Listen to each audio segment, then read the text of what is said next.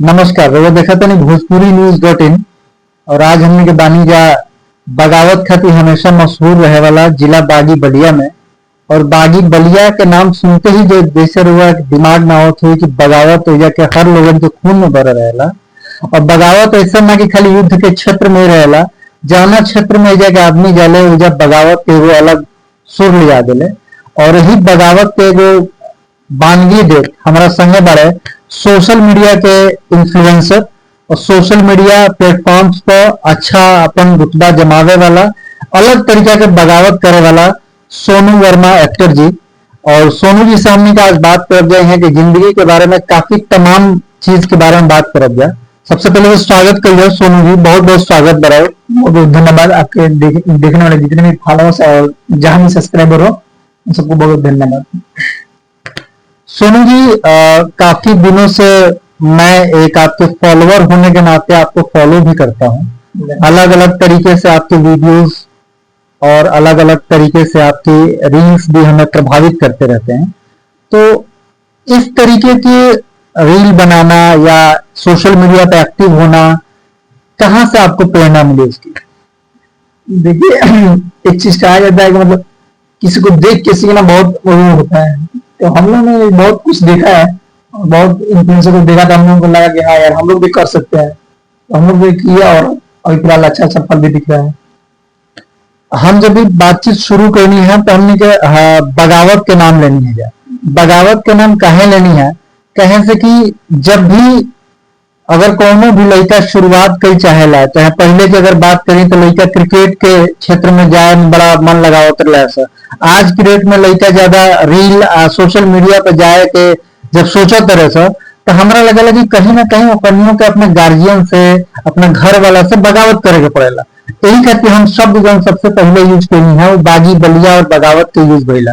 तो सोनू जी से भी हमने को जानब दिया कि सोनू जी जब शुरुआत करी तो ऐसा का चैलेंज आई रहा था, इनको घर वाला लोग ऐसा बगावत करे के पड़े या राजी खुशी से मान दे रहा? देखिए बगावत जो बोले हैं वो करना पड़ता है, मजबूरी हो जाता है भाई।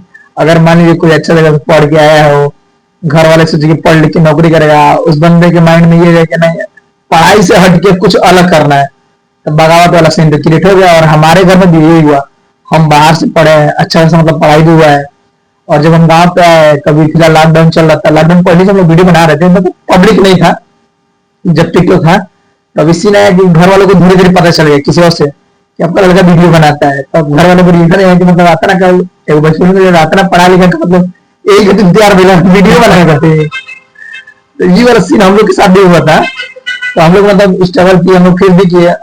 और ऐसा नहीं है कि कोई वीडियो बनाते तो घर वाले सपोर्ट ही करते हैं, डांटते हैं। तो हम लोग का सीन था, बहुत लोग मतलब बोलते थे, पापा बोलते थे कि मत करो, ये करो, पढ़ लो, लिख लो, अच्छा नौकरी करो। लेकिन हम लोग थोड़ा नहीं, हमें कुछ अलग करना है। फिर वही सीन हुआ, हम लोग थोड़ा बगावत करके अपना काम किए, वीडियो बनाना शुरू किए। अब धीरे धीरे आप काफी उभर रहे हैं सोशल मीडिया पे। उभरला के क्रम में काफी वीडियो हम देखा था कि वायरल होता रही, कई मिलियन में जाता है, लाख में जाता है। तो अब उदन घर वाला से लोग बगावत करके आगे नहीं या अपना मुकाम तक पहुंचनी का अपन लोग के रिएक्शन अब का रहला? पहले तो वो रहल कि ऐसे कैसे करते रहो। अब जब थोड़ा थोड़ा नाम होके लगल बाद और वीडियो कोनो पड़ोसी आके बताओ थे कि लड़का तो अपना ऐसे कही लगा, कि दूर के रिश्तेदार बताओ थे कि लड़का के वीडियो तो अपना चल रहा बट ओ तो घर वाला के कुछ रिएक्शन? घर वाला के रिएक्शन ज्यादा कुछ ना है ना, ये वाला भाई हम कहत लानो कि मतलब बढ़िया कर लेगा, बढ़िया करता कहाँ बड़ा इसी वाला सीन आ चला जाता कि मतलब लड़का तो लोग नहीं। हम लोग का सीन है कि हम लोग जिस लाइन में दिन रात तक काम करना ही पड़ता है, रात दिन तो सुबह निकलते शाम को आते, तो बहुत लोग ये होता है कि हर लड़का ना लोग करा कहाँ बा। और जो लोग पहले बोलते थे अब घर वाले का रिएक्शन इतना अच्छा रहता है कि अब रिश्तेदारी में जाने में ना हो तो हम ये पूछे चला ऐसे वाला सीन हो गया कि आओ बाबा पुरानी तू खा, ये वाला सीन बहुत अच्छा लगता है। कहीं जाने पे मार्केट में जाओ तो बहुत लोग कहते हैं भैया आओ, ये वाला सीन बहुत अच्छा लगता है। सोशल मीडिया पर वायरल होके के या जब भी नया लड़का आजकल काफी सारा आवते रहे, आवते चाहते हैं कि छा जाए, तो रुआ अपना दिन से सक्रिय बनी सोशल मीडिया पे, अपना नेम फेम भी हो रहा बा, काफी सारा प्रोजेक्ट भी रुआ यहाँ आ रहा बा। जो नया लड़का आवते रहे का ओकनी के सावधानी बरते के चाहिए, का प्रिकॉशन लेवे के चाहिए सोशल मीडिया पर आके छाए खातिर, ओकरा बारे में अगर कुछ बता सके तो। सबसे पहले तो मतलब ये वाला वेट करी, जना पहले आदमी प्रतीक्षा कर फल मिले, वो वाला जैसे सबर, सबर बहुत जरूरी चीज है हर एक काम में। वो पढ़ाई हो गई, नौकरी हो गई, या फिर हमने के रील वाले मतलब सोशल मीडिया में वायरल हो गई, बहुत लोग ऐसे वाला थिंक वीडियो डालला से, कालो डालला से, जैसे हमने ग्रुप के लेके बात जैसे अगल बगल के भैया हम वीडियो डालने आगे हम नहीं के जात काहे ना के तरह सेटिंग आवा देख ला, फोनवा के देख ला, ऐसा कौन सेटिंग ना है भाई। पहले तो मेहनत लगेला, हम खुद 4 साल बाद हम के मार्केट में 4 साल बाद हमने भगवान के दया से आप लोग के आशीर्वाद से मतलब एक दो रील भागा लगता, अच्छा रिस्पॉन्स बाबा वीडियो में लाख लाख व्यू जाता। तो हमने 4 साल मेहनत कहीं नहीं गया, हमने तो 4 साल की देखत नहीं गए, सबके लगा था एक वीडियो डालने 1 लाख चल गई, भले 4 साल पहले की मेहनत था। तो हम तो अपने कर्म की वो सब मेहनत करी, पहले पहले अपने इम्प्रूव करी कि हाँ पहले कितना बेटर बनाते ना, अब कितना अच्छा बनाते नहीं। पहले हम एक वीडियो देखते बहुत कुछ मतलब अच्छा ना बनते, एक वीडियो लगाते ना बड़ा वीडियो को क्वालिटी बा आईफोन है बड़े बढ़िया वीडियो बनाते, तो हमने को पहले एंड्रॉइड बनाते नहीं है। और सबसे बड़ा सबर, सबर हमेशा हर एक चीज में रहे चाहिए, इना की बड़ा नहीं कल वायरल हो जाए ऐसा कोनो सीन नहीं है। सोशल मीडिया से रिलेटेड एक और सवाल रहा कि जब अपना कुछ होता वायरल होता है क्यों होता सेटिंग करावे खातिर लोग आवता, तो एक हम देखे नहीं कितना फ्रॉडिया भी आवेला थे, जो कि फॉलोअर के नाम पर व्यक्ति के नाम पर पैसा लेवे के भी काफी सारा लोग के ठगल जाला। एक और युवा लोग के कुछ सलाह रुआ दे जाते हैं ना, तो ठीक ना भाई, तरह से जल्दी में ना होला कि जल्दी में मारो तो जीवे करवा। ये हाल बहुत लोग के जमाना भैया हमारे काले पाजा रोए तो हमारा का चीने लग इहो बहुत नहीं हुआ कि हम फेक फॉलोअर बढ़ाने में हमारा नाम हो जाए, ऐसा कुछ ना होला भाई।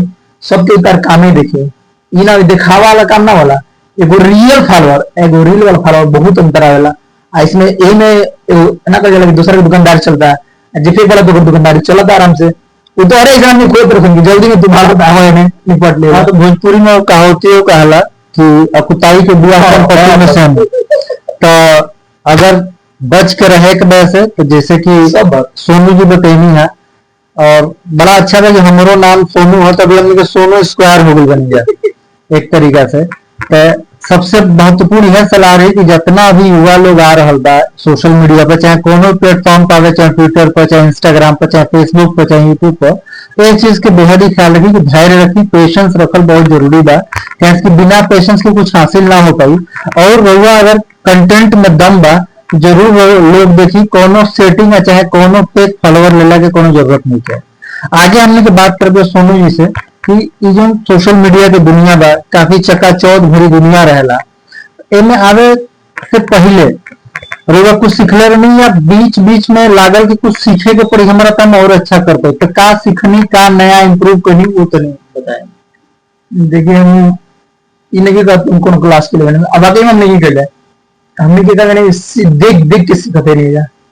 पहले हमने नॉर्मल वीडियो बनाते ना फोन उठे बना दे नहीं जा, बाद में हमने ये लगा ना कि अगला वीडियो काहे अच्छा बा, ओकरा में बैकग्राउंड म्यूजिक नहीं है, क्लियरिटी बा, ओकर फोन अभी का सिंबल का हम फोन वीडियो शूट करते तो हिलेला। अब हमने क्या हिला, पहले हिला तो वीडियो शूट, तो हमने की बहुत कुछ ध्यान देने का, जैसे हमने वीडियो बनावे से ज्यादा हमने की एडिट ध्यान देने कि हमने वीडियो में ऐसा का बजना नहीं नीचे देखा। तो इस चीज हम सबके काम ना ध्यान दी, जरूरी नहीं है कि एक दिन में 10 को वीडियो डालना कि वायरल हो, कबो ना एक दिन में अगर एक वीडियो डालता रहा वीडियो में कंटेंट में दम एकदम भाई चली।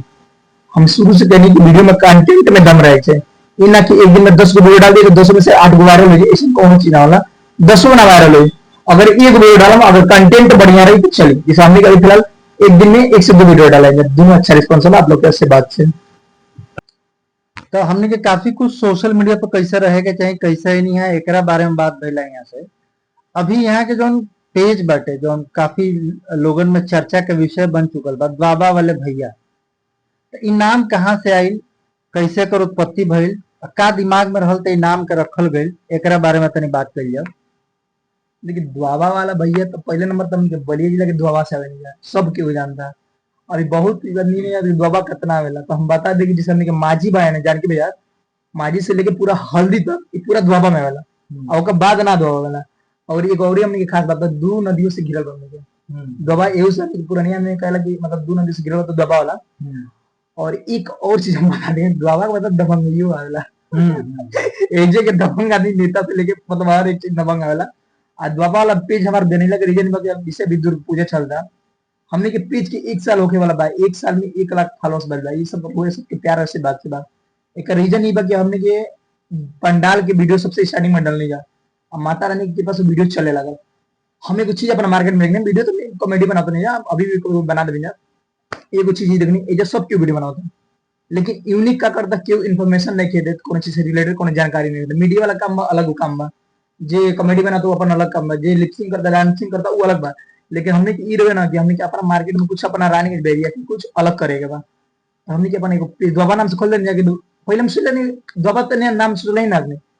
हाँ हमारा सोच रहे कि रानी वेज वाला भैया खोले। हाँ। किसी को हमारे लेडीज मित्र बड़े में काम कर ली मेकअप आर्टिस्ट थी, तो हमसे कलर ली ना कि मतलब रानी वेज वाला भैया खोल दो, जैसे बहुत जगह भैया बड़ा कुशीनगर वाला भैया, बनारस वाला भैया, हाँ बहुत भैया, तो हम कल रानी जो भैया खोल दो। हम सोचे कि रानी वाला भैया खोलो तो खाली रानी लिमिटेड होगी, हाँ रानी कर देंगे बैरिया के ना होगा। तो हम दिमाग लगे टीम मेंबर से बात दिलते भाई द्वाबा वाले भैया खोले जाओ, पूरा हमारे टीम में रिप्रेजेंट करें। हमारे टीम में बहुत छोटा बहुत स्मार्ट लगे हमारा, मतलब छोटा पैकेट में बड़ा धमाल। हाँ। तो कहने के बाद भाई तब डिस्कशन ये रखने के द्वाबा वाले भैया नाम से खोले, द्वाबा वाले भैया में बहुत जगह के आगे कवर हो गई, तो ऐसे द्वाबा वाले भैया पेज हो गए। अब भाई की डालल का जब दुर्गा पूजा के सीन बा, तो स्टार्टिंग में मनियो के शर्म में आवे, बीच में जाके वीडियो पर हम लाज लागे। हाँ। तो स्टार्टिंग में हमने क्या करने खाली वीडियो डालने जा, फेस वाला ना डालने जा। इस साल के स्टार्टिंग जो रहा ना, ये को वीडियो डालने पार्लर के रिलेटेड प्रमोशन 19 घंटा में 1 लाख व्यू गए हुए फेस वाला वीडियो, माने ये तो डाली जाए। हाँ। लेकिन ये 19 घंटा में 1 लाख गए हुए, तो हमने क्या लगा यार फेस को देखा जरूरी है। हाँ। तो हमने की मतलब एक दिन देखने जो वायरल हो जाती फेस वाला देखने जो हमने वो फायदा मिलल, आदमी सामने से पहचान तो भाई तू ही वाला वीडियो बना वाला, दिल खुश हो गया, ये अच्छा लग रहा है ऐसे फेस वाला वीडियो। दो वाला भैया नाम हो गए मुझे, तो द्वाबा वाले भैया नाम हो गए। अब यही कड़ी में हमने का अगला सवाल ही रखब जा कि द्वाबा वाले भैया तो बन गई, सैया कब तक एहू के बनाते नहीं रुआ है, ई जानल जाए। सैया वाला कौन सीन नहीं के, अभी भैया ठीक बनेंगे, अभी काम चलता भैया बनेंगे। अभी सैया वाला तो दूर दूर तक अभी नाता नहीं के, मैंने शादी ब्याह के माई बाबू जी कुछ सोचते रहे या खुद सोचल जाता, कुछ ऐसा दिमाग में चल रहा होगा घर वालन के द्वारा यही मेरा कहा थी। हाँ। घर वालों का रिस्पांस बा, अभी रिलेशन के भी शादी पड़ा था, रिलेशन वाला भी कहता नहीं अच्छा खासा लेके कमाते भाई, मतलब जिसे को रहेला पारिवारिक। तो अभी हमनी के शादी करे का मन नहीं के, अभी हमने बहुत कुछ करे के बाद, अभी तो हमने टीम अच्छा खासा भाई लिया, अभी हमने टीम वाला के भी सोचते हैं कि मतलब एगो कंपनी टाइप बन जाए, बहुत कुछ अभी सोच ले बन जाए। तो इनमें अगर शादी वाला वर्ड आ जाए फिर हमने एगो दूसर वाला जिम्मेदारी वाला अलग चीज जी, हमने के पहले ही से जिम्मेदारी से बानी कर पालो, हम नहीं चाहते कि ढेर जिम्मेदारी हो गया, शादी वैसे कोनो दूसरा मतलब नहीं है।